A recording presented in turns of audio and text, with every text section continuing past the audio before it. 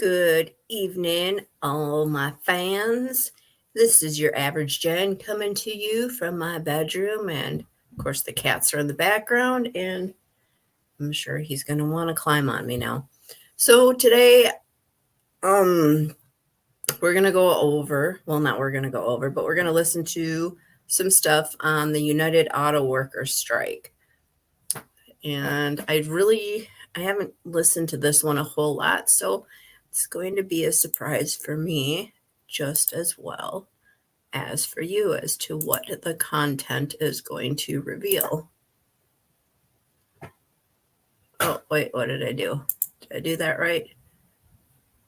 Yep, I did that right. I suppose that I should probably hit play on that. Here it is.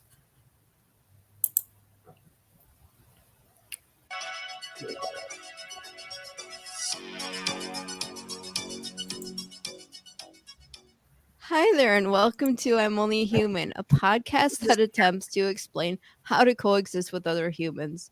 This podcast segment shall now be called Cosmic Revolution. Revolution. Revolution. Revolution. In talking with other humans, I've realized that we are nothing more than cosmic poo, infecting the earth and using it as a dumpster. This story arc will capture the scenarios of the unknown while still relating to earthly behaviors. I am not an expert, and I don't claim to be one. My name is Jen, and I'm an average human. I'm sure this story arc might spark some controversy, and that's okay. Let's break down the barrier and start communicating on a meaningful level. Maybe that is what is needed to invoke revolution. Through open minds, healing is possible. I believe that changed minds and attitudes can change our world. Hello, people. I've been trying to get over my fear of people, so the way I decided to start that process was to start talking to random people. But in case most don't know, there's a strike going on in multiple job areas. I talked to a couple of people that are part of the United Auto Workers strike. Then there was a video address from Sean Fain of the United Auto Workers Union. He's the president. Of course, I can't just go into the interview without a little backstory about unions. This is basically Wikipedia information. So, unions in general were created to protect the workers' wages, benefits, and working conditions. They also are the middleman when there is a dispute between workers and management. Most unions in the United States are aligned with one of two larger umbrella organizations, the AFL, or the American Federation of Labor, and the CIO, Congress of Industrial Organizations, which were created in 1995, and the SOC, or Strategic Organizing Center, which split from the AFL and CIO in 2005.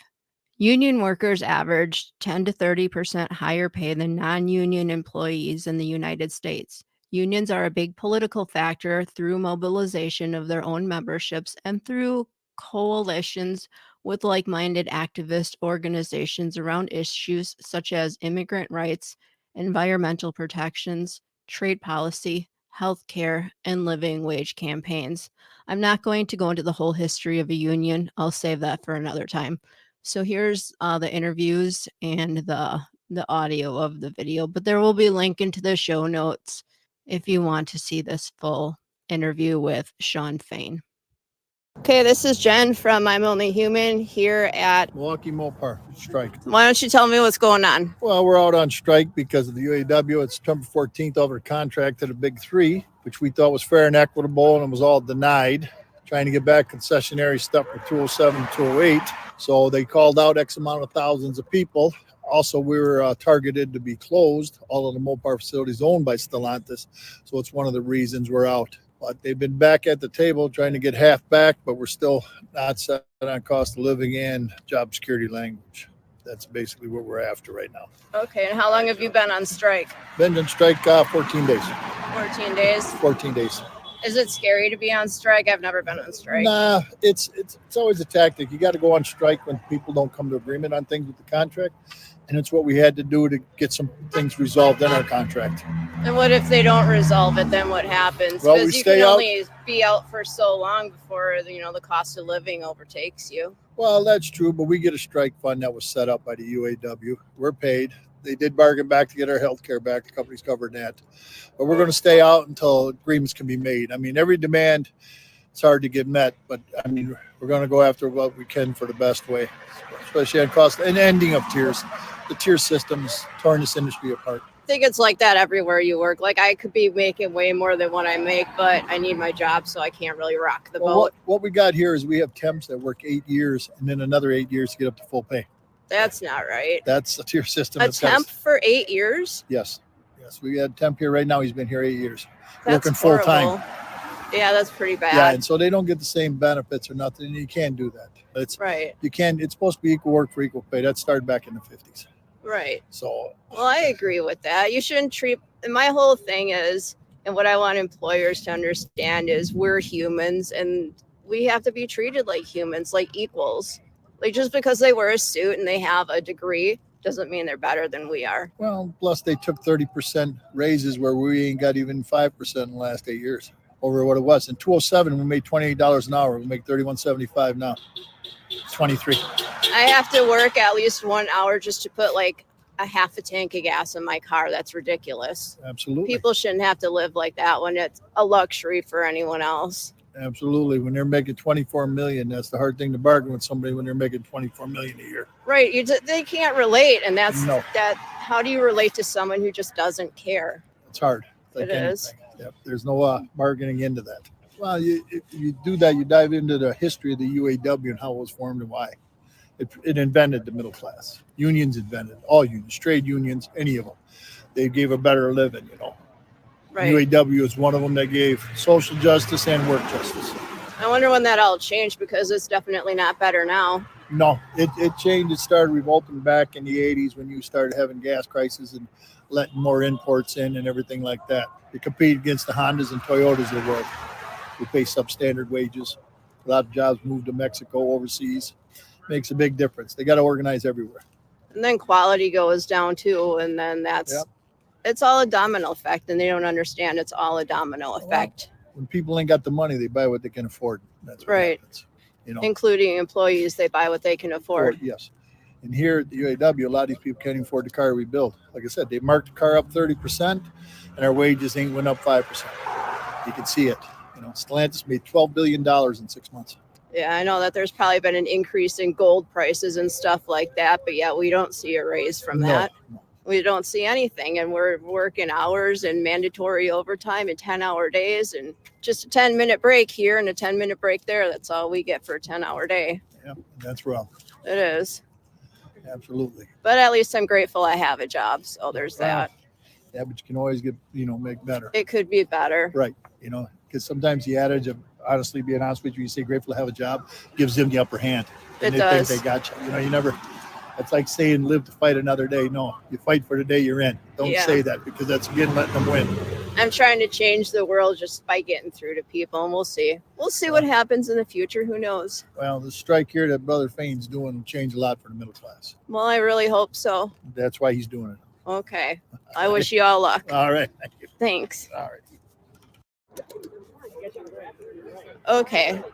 So I'm just kind of curious, like from a humanitarian side, how does this strike affect like you in your family life? Is it scary to be on strike? Oh yeah, it always is. Anytime you're on strike, you don't know where your income's going to come. You only get so much money, so you just pray that they hurry up and get this done so we go back to work. Do you like your job? Yeah, I do. Actually, You do? I do. Is it a cool job? Very. I'm outside. I'm a spotter driver, so I'm outside all day. Nice. I like my job too. I just don't like the politics that go on there, like the low pay, because my job is technical. I'm sure your job is technical too. Yeah, just mostly driving. I mean, I pick up a trailer, put it in the door, take it empty out, put it here. That's about it. It's nothing special, but just don't take any doors off. That's all. If you could change something about like the management style where you work, what would you change? Is there good communication here? Somewhat. We need somewhat. new trucks. We need a lot of new stuff, and they're not willing to get the Not things willing we to need. upgrade. Right. They just band-aid stuff. That's it. That happens a lot of places. I talk to a lot of people, and even where I work, we're moving right now, but instead of fixing anything, we'll just paint the machines instead so they look pretty. Let's not fix them. Oh, in my case, I mean, I got a spotter truck that's 17 years old. It broke down a day before the strike, so it's probably still not fixed. I'm not sure what else to ask because I've never been on strike, so I don't know the whole process. Well, Have for you me, been this- on strike before? This is the first time I've been on strike too, so this is new to me too. New But experience. when you got new people coming into the international and they start rattling that saber, you pay attention. You just start saving money and get ready, and that's what we have. Are you married? Like, is your wife freaking out about this? No, I'm not married. I'm happily divorced. Oh, okay. So you can freak out about it alone then. Right. So there's that. There's that positive. All right. Well, thanks for taking a few minutes. Not a problem. Our strike is working, but we're not there yet. Everything we've done to this point has been with one goal in mind: to win a record contract that reflects the Big Three's record profits and the historic sacrifices our members have made to generate those profits. We've been very public about our demands and about our expectations and about our priorities.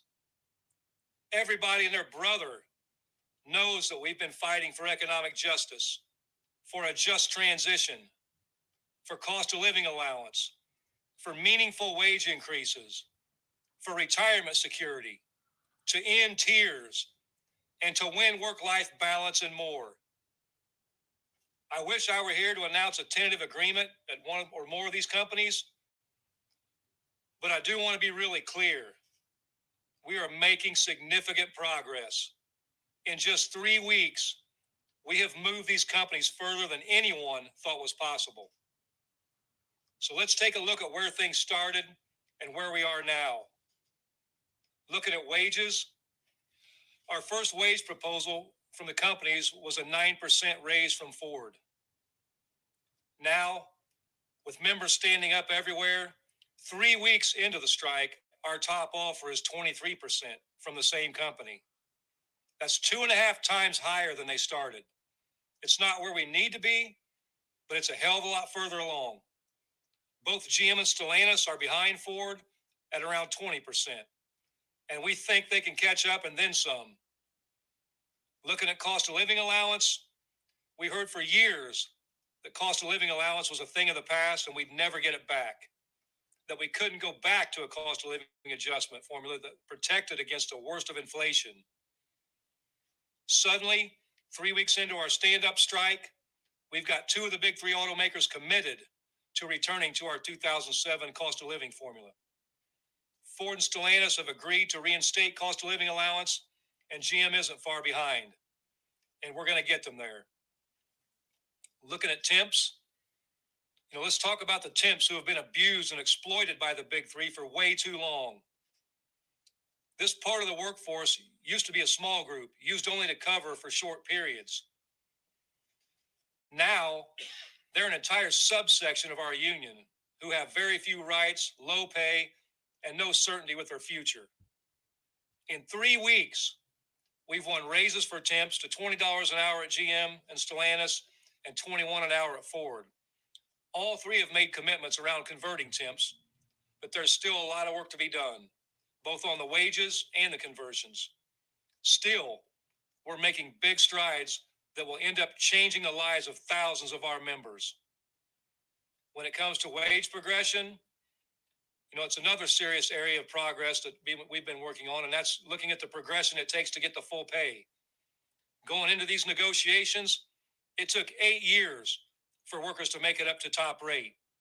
Taking almost a decade to get to the top wage is unacceptable. Since the Great Recession, the length of the progression has reduced the quality of life for tens of thousands of UAW members. We have cut that timeline down to 3 years at Ford, while GM and Stellantis are still behind at 4-year progressions. We need to keep pushing, but it means that all those temps we convert will go from second-class citizen to top rate well within the life of this contract. That's a big deal. Looking at profit sharing, all three companies wanted concessions on profit sharing, and we said, hell no.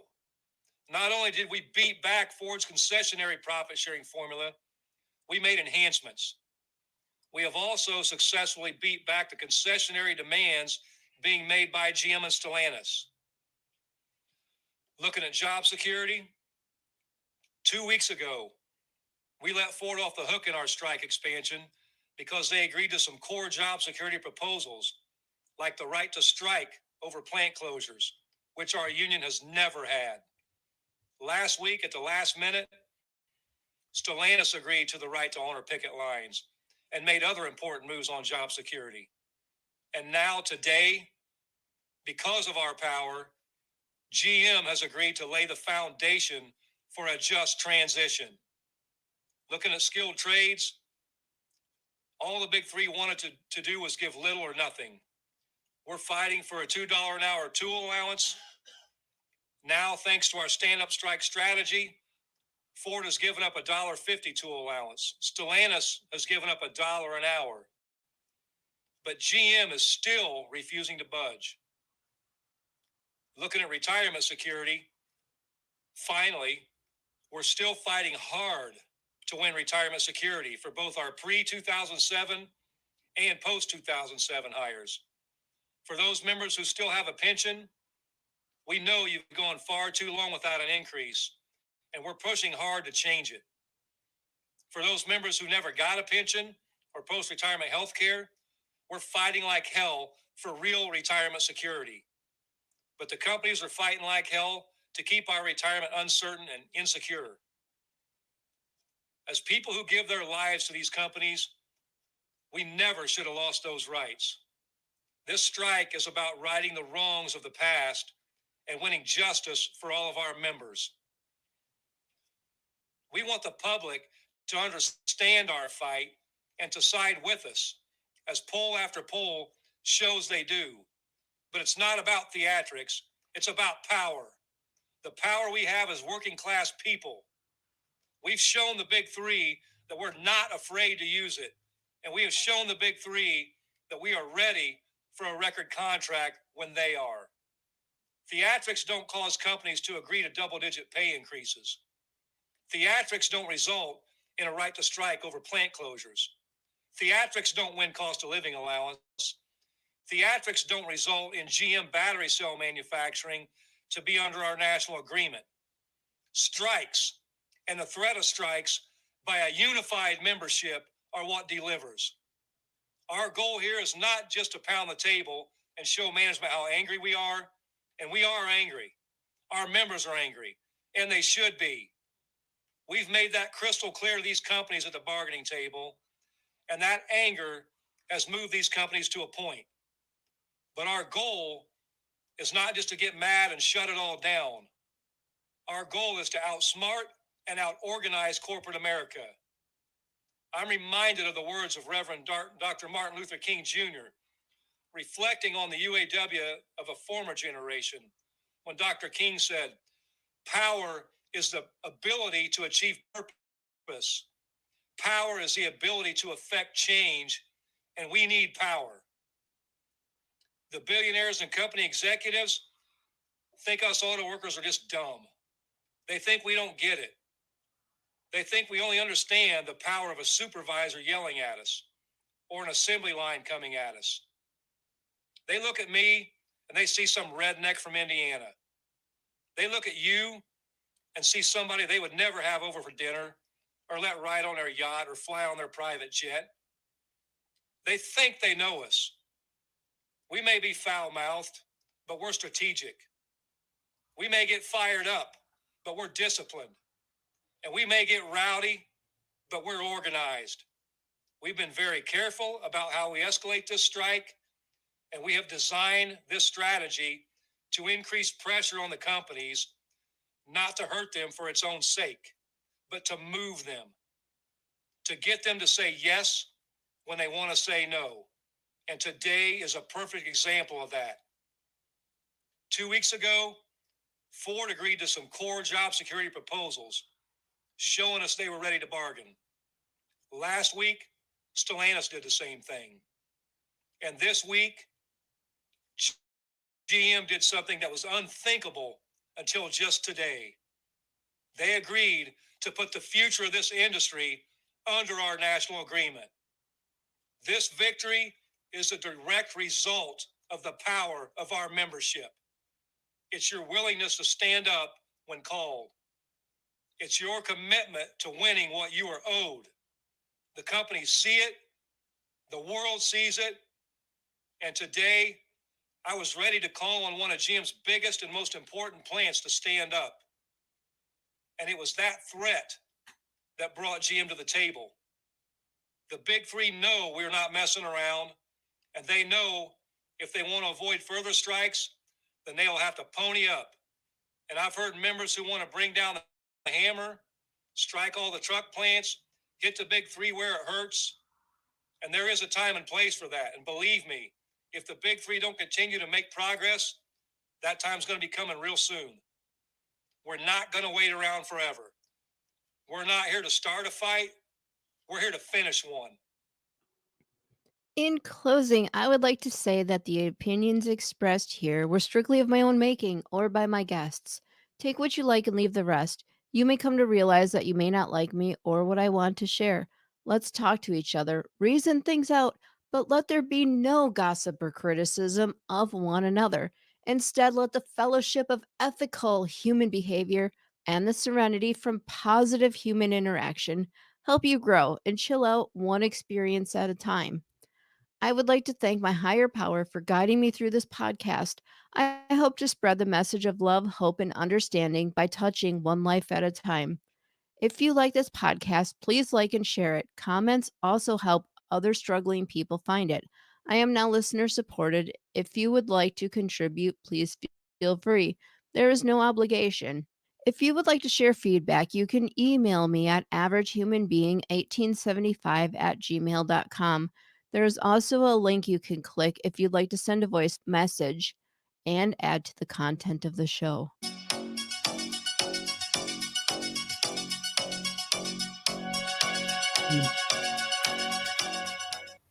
Okay. Hang on. Okay, so there you have the UAW strike. Let me stop sharing the screen.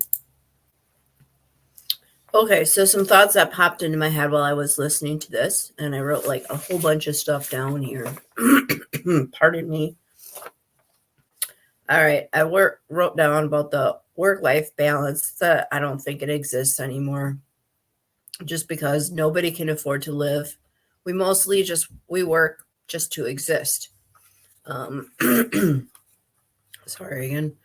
Something needs to change because I'm tired of being used, and I'm sure you're tired of being used as well. Used and abused, that's how we're treated. So what can we do about it?